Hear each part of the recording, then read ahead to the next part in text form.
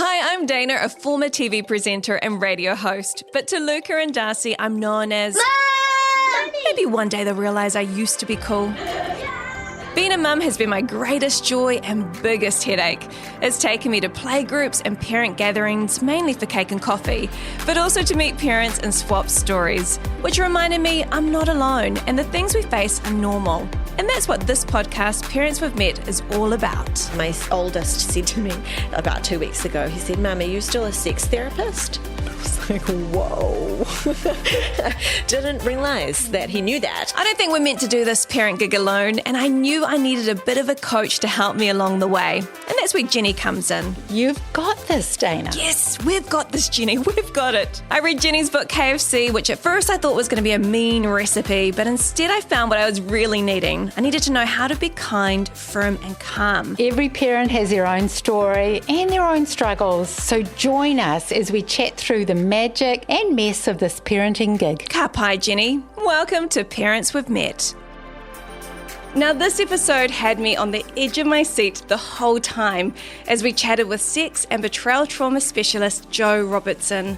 Jo is also a passionate advocate, researcher, and educator in the space of youth and porn culture. Now, in this chat, we learn more about who Jo is as a mum of 3 boys, how her own unique upbringing has shaped her, and how she survived an epic sailing adventure around Fiji with her husband Dave and kids. We also learn more about the campaign that Jo's championing to help make the internet a safer place for our kids. So welcome, Jo. There's many things we would love to talk to you about, but I suppose being a parenting podcast, we should start with, what does your whānau look like? Can you tell us the ages, stages, and who's in your family? Sure. So you mentioned that I am married to Dave and we have 3 boys. So our oldest is 9 and then the middle one is 8 and then our youngest is 5. So we just like rapid fired that situation, and, which was hard at the beginning, but great pretty much now. They are all really different personalities. The oldest is largely compliant, but he wants to be an adult. So he's always keen to be in the adult conversations. The middle one is very highly introverted, so wants to be alone a lot, doesn't like praise, doesn't like a lot of talking. And then the youngest is what we call the challenger. He basically came out yelling and didn't stop. And that's how he lives now, just yelling. Wow. Hey, Jo, I'm always interested in what have been the big surprises of being a mum? What's sort of taken you by surprise? 2 things really come to mind. One is, this sounds really dumb, but I actually didn't expect them to be as dependent on me. I had this idea that they would kind of be fairly self-sufficient, particularly as they got older. I think in my mind, 5 was like this cutoff age of these highly kind of independent children. And I realized as soon as I became a parent, how uncomfortable with dependence I was. For lots of different reasons, but that really hit me hard, that they needed and wanted me all the time. And so that's a huge adjustment. And in a positive direction, one thing that surprised me is the amount of really rich conversations you can have and actually how funny they can be. Like they can bring you actual joy and laughter. So I love that part of parenting. Their personalities emerge and they crack jokes. That's, to be honest, like I'm surprised by that. Yeah, it's a beautiful thing. What's it like parenting with Dave? Dave is an exceptional parent. So I actually went to a counsellor once a few years ago. I was dealing with some anxiety and she said, what's Dave like as a parent? And I said, he is superior.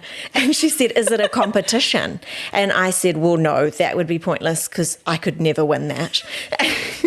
So he is really amazing. He is super fun. He almost always brings his best self. Actually, apart from when we were in Fiji, that was the most challenging time for him, so it was interesting. But he is really warm. He tells the boys he loves them all the time. He's high tolerance, patience. I often feel really inadequate. I have my own strengths, which he learns from. So I definitely know I have a role here, but he's amazing. You mentioned Fiji. Let's go back there where, Dave wasn't shining as much. Yes. So you've got all the kids, 2022, I believe, yep. And you go, let's all jump on a boat, go around Fiji and all live together. What brought on that adventure?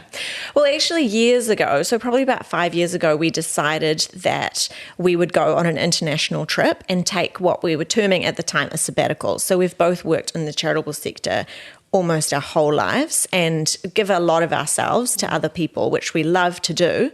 But we knew that we would need to take a break. We also really wanted the kids to experience another culture.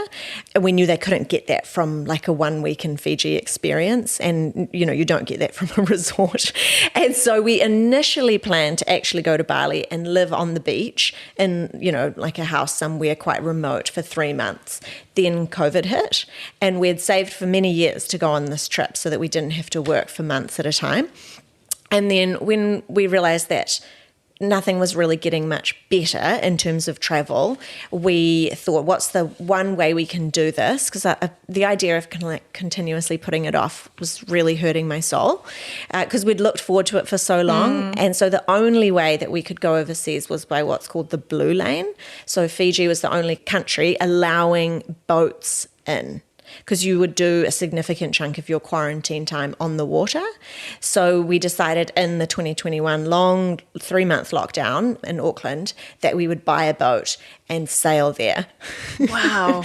And then we would be able to escape the country and we would live there for ideally 5 months, and then we would sail home if New Zealand allowed us to. Closer to the time, the flights opened up. So me and the boys flew there while Dave sailed there. But on the way back, Jack sailed as well because he was really capable and really wanted to do the ocean crossing. I actually saw some footage of you guys saying goodbye, and there was so many tears. I think I even started to well up as watching your boys, like, I hope you make it. Yes. I love you. Yes, it was super intense. Even if I could cry now thinking about it, because I'd never known anyone who had crossed an ocean before, and we didn't have a lot of communication. You're only on satellite phones, and that's really limited. I had a $400 phone bill from just 8 days of texting like 2 times a day. So it was really, really limited in how much we could talk, and it's dangerous. You know, boats go down, and we knew that. Dave had somebody who he knew who had died on that exact crossing. So we were going into it very eyes wide open. So it was emotional, and also emotional as I knew Jack on the way back was also on this crossing. But the way of our parenting is, I would say, quite, I don't know, high risk. Like, we allow them to take a lot of risks, and we give them a lot of adventure on purpose because we want them to challenge themselves, to live life really full. We're not afraid of sickness or injury. You know, it's like we have a high tolerance for risk in our family. And I think that if the kids do a lot of risk now, maybe they'll do less later as teens, for example. So interesting, because when you mentioned like this whole sabbatical and going to Fiji, that's the first thing I think of, like, I wonder what the hospitals are like there. And, you know, I'm thinking of sickness and kids and croup and all those things. On the mainland, there's healthcare. So Bo had to get a tooth pulled out. He got an abscessed tooth, and it was very annoying because then we had to sail 7 hours back to the mainland so he could get that care. And so if you're near the mainland, you're good. But if you're in the outer islands, like at one point we were 2 days sail away from a hospital. So if someone goes down, like, it's a high-risk situation. At one point, Dave chose not to go surfing because it was at a really dangerous reef, and he knew that if something went wrong, we were going to have to sail for 2 days and he could get infected, you know. So it was a risky time, but we tried to be sort of careful as we went along. All 5 of you on a boat. I'm wondering, did your sex life go on a sabbatical over that time? See you later. I actually didn't anticipate that, and it was way more challenging than I expected. The boys now are at a stage where they stay up quite a bit later, the older two, so they read till about 9 o'clock. And the way that your life is on a boat is you're very much guided by the sun. There's what's called a sailor's midnight, which is 9 p.m. Like, you're so tired from the heat, the water, and it's quite a physical life. And so you were really exhausted by 9. So, and we only had a curtain in our bedroom, like, as they were like 2 meters away, and there was just a curtain between us. So it was, you know, it was not amazing. Jo, what are some of the things you noticed about yourself on the trip? There's always time for learning a little bit about ourselves, and it sounds like a trip like that might have encourage some thinking, some pondering? Yeah, I think that's true. I, however, had done a lot of thinking and reflecting and pondering through the lockdowns. So Dave and I had a different experience in that way, where I felt like I had changed so much through COVID. I had really, my parenting philosophy, my way of being, my approach to work had really shifted. And so I went into the trip already in kind of a different mindset, whereas for Dave, he had largely worked quite hard through every lockdown. And as a result, this trip for him was a real reset. A pause, a pullback, a reflection time. So he did a lot more of that than I did because I had done that work. Mm-hmm. What work came out of that COVID time then? You said your parenting changed. What changed for you? Yeah, I'm quite a busy person in that I like to fill my time with whatever that is. So whether that's social things, whether that's learning, reading, listening to podcasts, or working, and we both work quite a lot. So I noticed through COVID, through the lockdowns, that life could be just as fulfilling without all that stuff. We also did, right from the beginning of our parenting journey 10 years ago, we took the kids out all the time. And we did activities constantly. I mean, there's probably lots of reasons for that, but I learnt that they really thrived in a more gentle, more still, kind of slower way of being, that they felt more connected to us, that we became a stronger unit. So there was more of a team feeling in the family, as opposed to a busy, like we achieve and get stuff done and we have lots of fun. But yeah, so it was a shift for me to think, we can actually stay home. We'd never done that. Yeah. We'd never stayed home.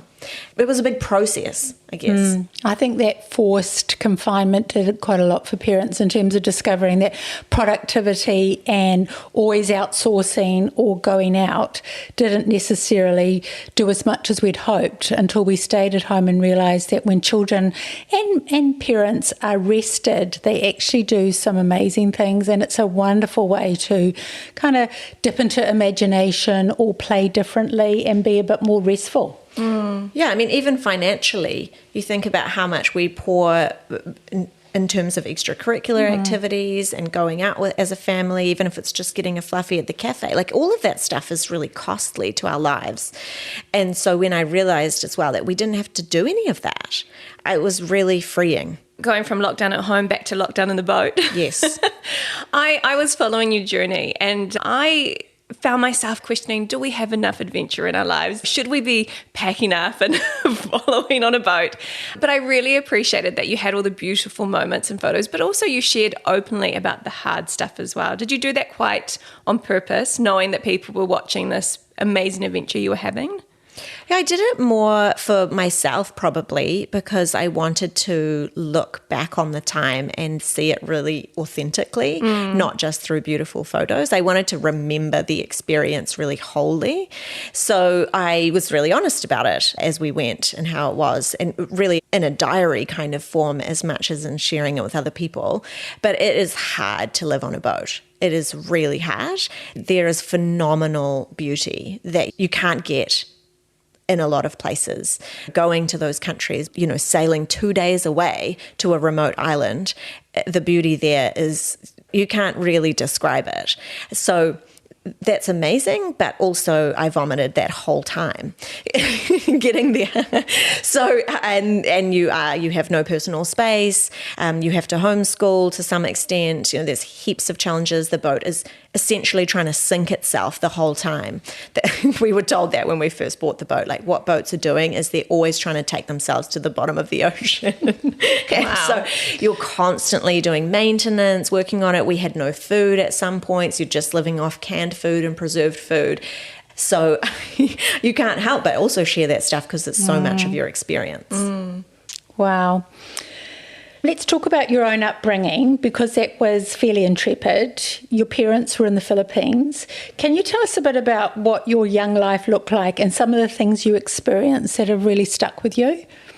Yeah, my parents travelled a lot. I was born in the Philippines. I stayed there till about halfway through my first year of primary school. I guess I felt this richness in being with other people groups. And that might be different people groups within your own country. You don't have to get that internationally.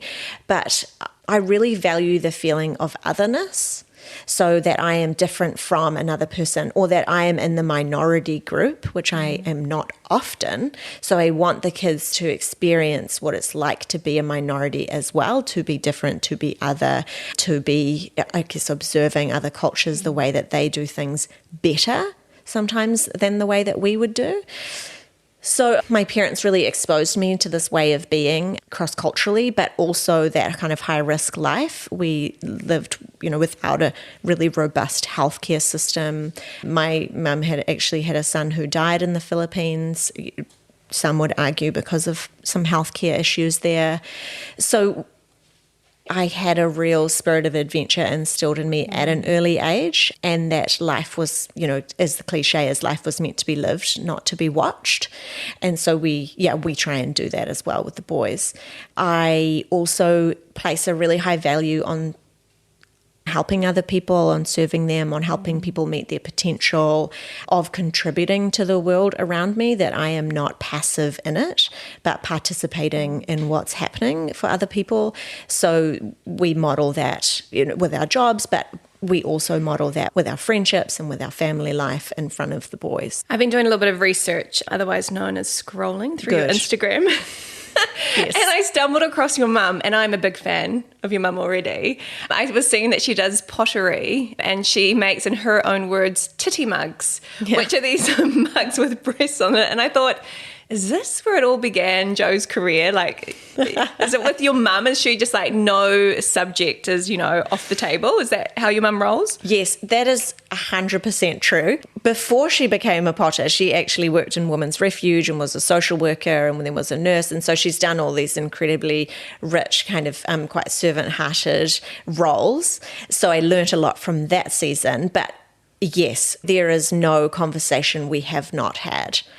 There's a very wide range of topics that we have covered, both in childhood and adolescence and as adults now.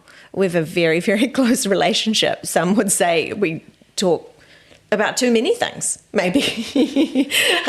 Very personal, very vulnerable. Yeah. She's been amazing. Sounds really lovely and close. So, Jo, what would you have taken from the family you were brought up in to your own family?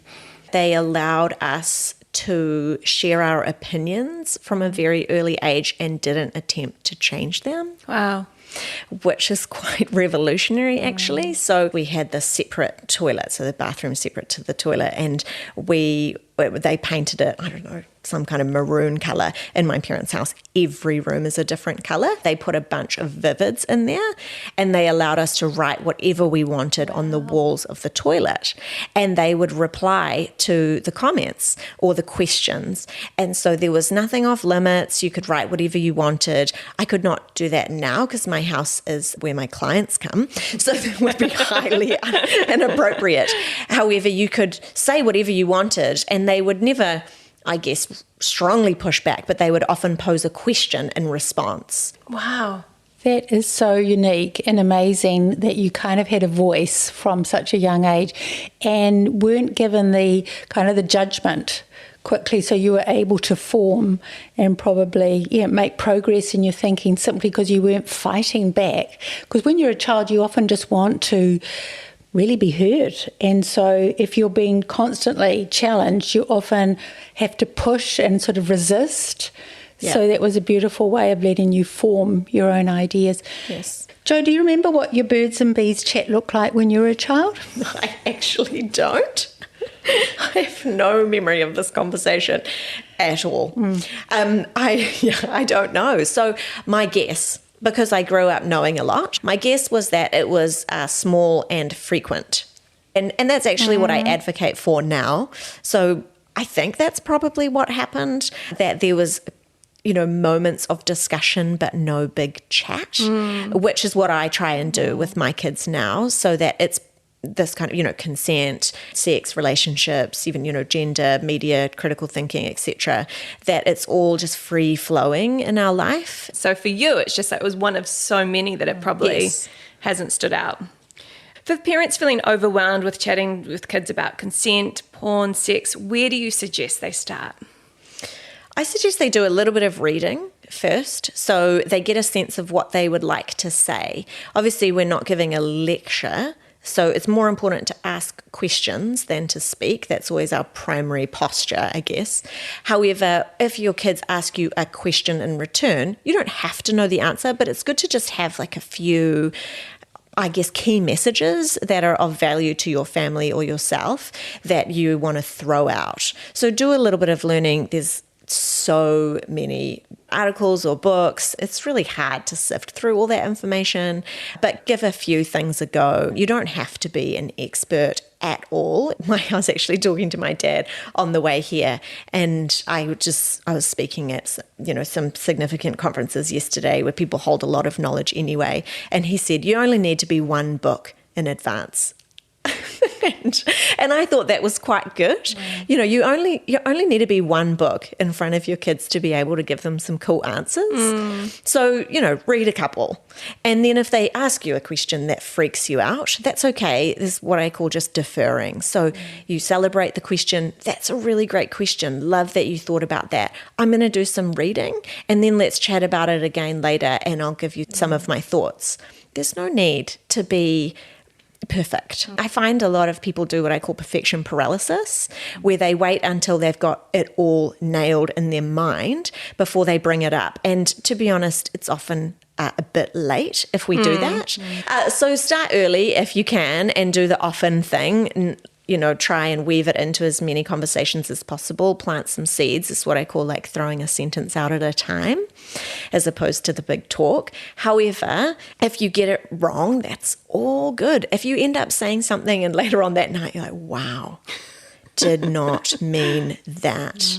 Like really mess that moment up. That's okay. I'm doing that and I'm technically an expert. I might at night reflect on a chat and be like, oh gosh, that was bad. And that's okay. You just can fix it another day. We're, constantly telling our kids it's okay to make mistakes, but we don't take that advice ourselves. Yeah, true. One thing I'm hearing a little bit from parents is they're a bit worried about kids' YouTube. There's just the scrolling and this little bit of tension here and then move on to the next thing. But also, I don't know if it's an urban myth or if it is something we should be worried about, but they've been talking about how there's actually like cartoons having sex and things that are hidden in there. I mean, is this true? Is it something we need to be worried about? I haven't reviewed YouTube Kids in a couple of years. When I did review it, I spent a lot of time reviewing content and sites. And when I did see what I would call some scarier content. There's a lot of cartoon content that's really difficult to filter out. So whether it's sexual or whether it's just quite frightening, and one cartoon hurting another cartoon with this really scary face, quite aggressive, I think it's a high-risk platform because it's user-generated content. So, and similar to YouTube, people are just creating content and throwing it up there and saying it's for kids. So my kids are not on YouTube Kids. But I also don't think it's great for their brain to be constantly scrolling. Like we know it's not good for ours. So if they're going to have screen time, I generally would prefer that they actually watch a more lengthy content and get a narrative, learn how to hear narrative, as opposed to letting their brain dictate when they're bored and just moving on fast. It's good. Jo, I've loved your work around making the internet a safer place, ultimately for our kids. Can you tell us a bit about Make Sense and what that campaign is all about?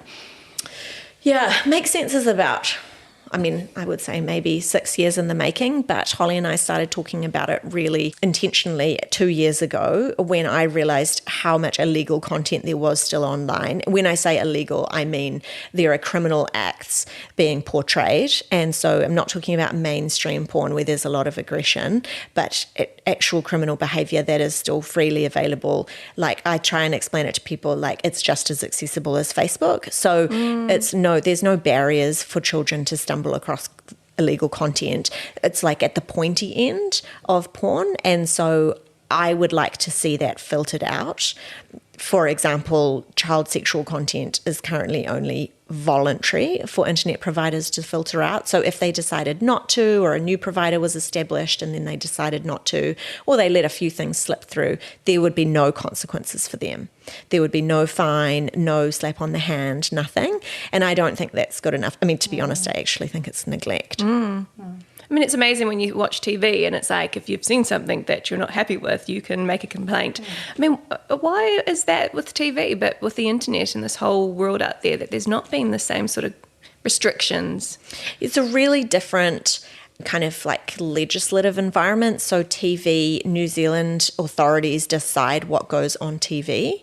And so you can complain to a New Zealand body and say, hey, this was not cool, don't show that ad at 6 p.m. or whatever. And there's actually an authority who can change that. However, you can't do that with international platforms because they're created in Sweden and then the producer is in Tokyo and then it's being shown in New Zealand. It's really difficult. However, we do already filter some illegal content out, so the technology is there to be able to do it. Do your kids know what work you do? Is that something that's quite open, or do you keep it kind of separate? It's definitely an evolution of disclosure. So they in the early days, they knew that I helped couples or like mums and dads or people in relationships to become better friends.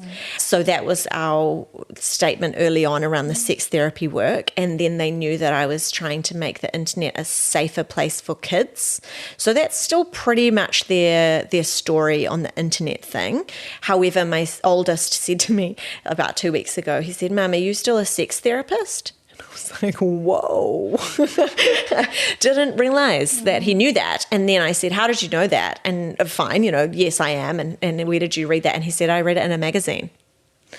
And so he's just, as they're able to read, I have become a lot more careful. And then he said at school, I was doing my pepeha, and so on our Chromebook, I searched for your name to try and find a photo of you to copy paste into my pepeha document, of which there was every article I have ever been a part of and videos that I have obviously spoken on. Once I checked at the school the next day, once you click on those, you can't read the content, but you can see the photo, the title, and the description.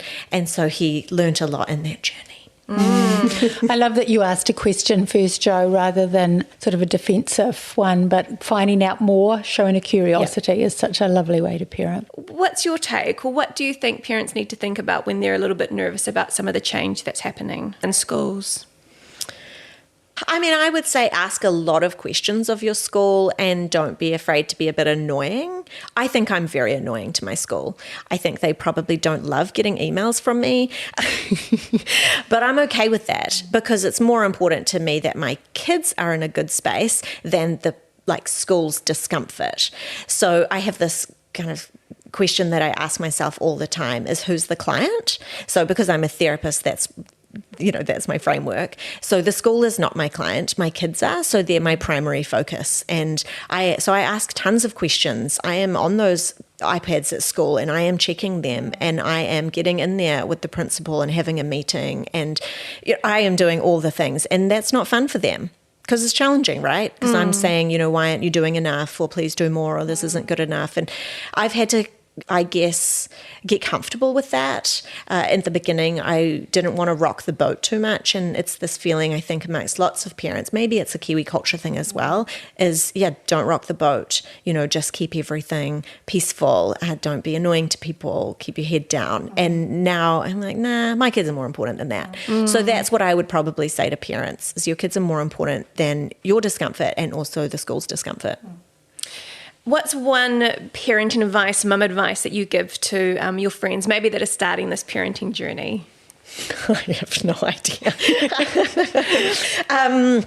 Don't get too wrapped up with your kids. That sounds really countercultural, but focus on yourself as well.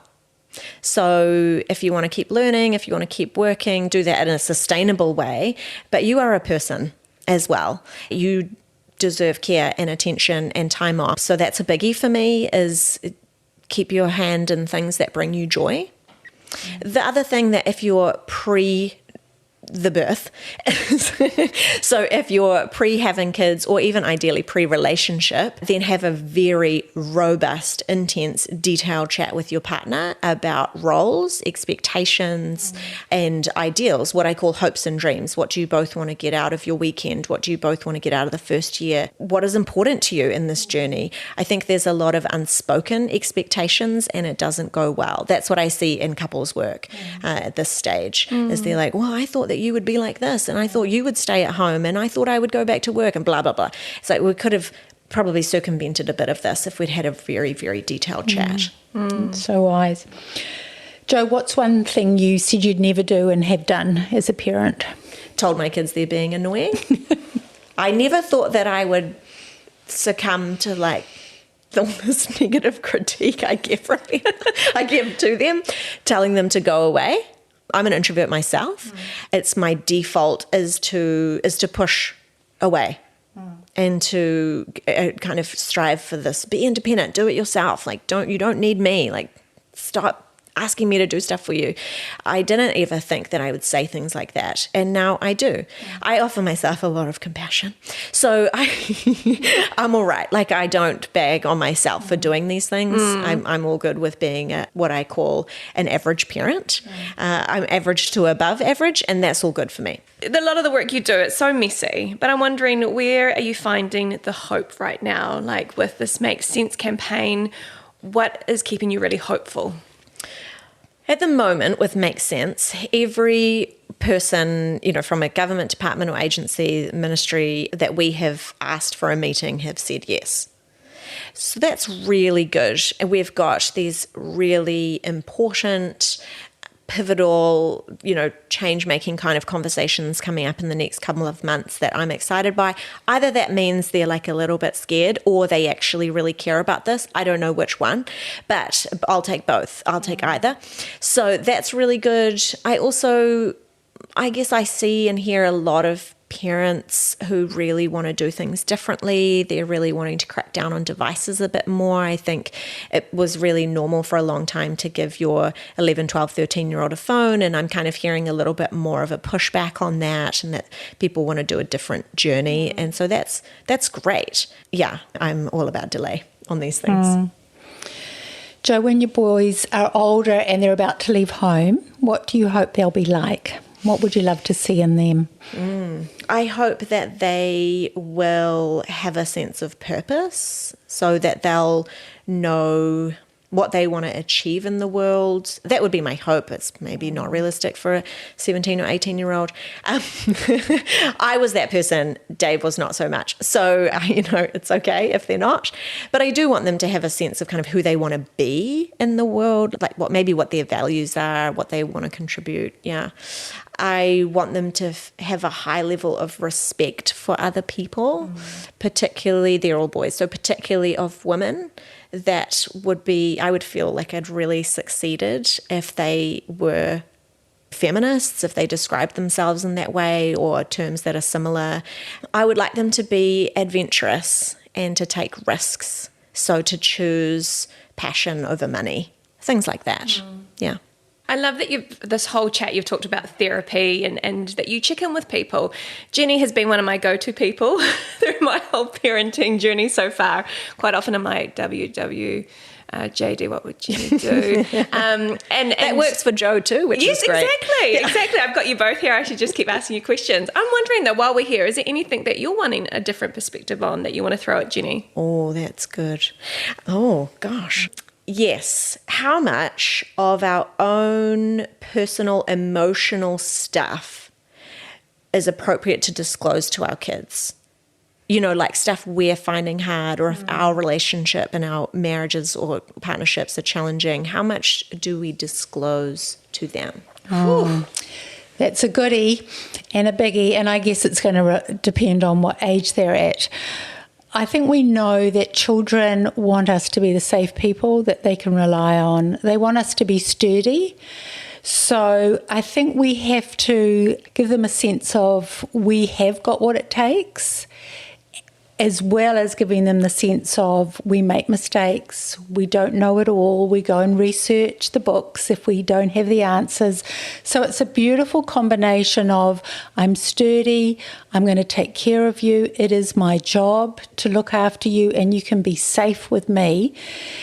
And then also letting them know when you're tired or stressed or you're a bit anxious, so you're talking about your feelings, and so they know that it's perfectly acceptable to have the whole range of feelings. You're bored, you're tired, you're worried, and at the same time holding that sense of, but I'm in the lead and I'm okay and you're okay with me. So I don't know if that kind of combines it, but I think children also really appreciate that we're on a journey and that we're learning and growing and changing and developing, and some of our opinions will change.